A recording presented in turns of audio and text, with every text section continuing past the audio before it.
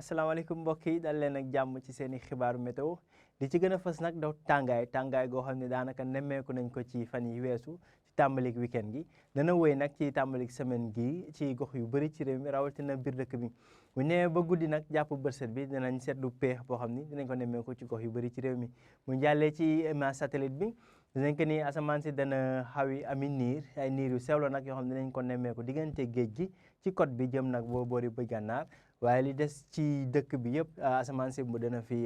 leer bu baax bu ñu xoolee ci guddik tey gi sax jëm nag ba ëllëg ci suba gis nga nañ ami niir ay niiru bërset lay doon nag yoo xam ne dinañ ko nemmeeku ci diggante Ziguinchor jàpp Kolda ba boori Kédougou waaye tamit ay niir ci guddik tey gi lay jàpp bu bërset yoo xam ne dinañ ko nemmeeku ca Ndakaaru jëm nag ci boori Louga jàpp Ndar ak boori Podor li des ci dëkk bi nag ni ñu ko waxee ci tàmbali gi asamaan si day leer bu baax foofule ay température nag yu dal yoo xam ne nañ ko nemmeeku daanaka péex la sax boo xam ne nañ ko nemmeeku ci gox yu bëri ci réew mi tàmbalee ko ci boori Ziguinchor jàpp boori Kédougou ba boori Linguère ñu ngi fay xaarandi 20 degré température bi gën a dal ci daanaka ci guddik tey gi la bu weesoo loolu nag dinañ am ay température yu dalee ci 20 degré ak benn ci boori Diourbel jëm nag ba 20 degré ak ñaar ci ba ñett sax ci boori Kaolack waaye nag dana gën a kawee ca Ndakaaru jàpp boori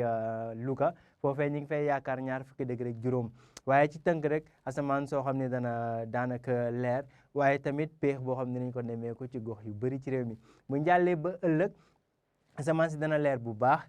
jant bi dina fi fës waaye daanaka dinañ am ay niir nag yoo xam ne dana doxantu yenn saay ci diggante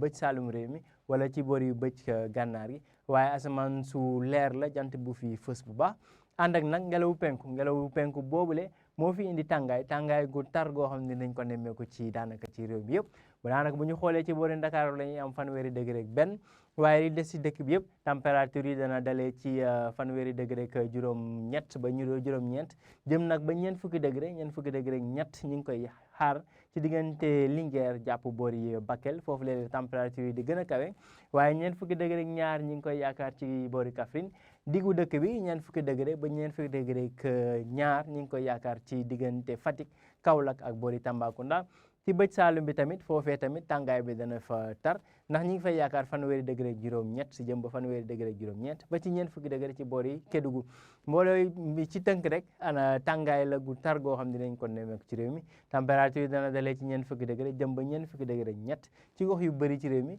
fudul nag boori Ndakaaru foofee température yi dana wéy di dal ñu ngi fay xaaral 20 degré ak benn bu ñu xoolee tàngaay boobee nag li ko waral mooy harmattan bi nga xam ni mi ngi jugee diggante Mauritanie ak Mali wàllu yàlla nag dugg ci dëkk bi indaale tàngaay goo xam ni mooy tax température yi kawe lool mbokk yi nag li mu doon xibaar yi ñu jox leen dig daje ba ëllëg ci leen xibaaru météo jërë ngeen jëf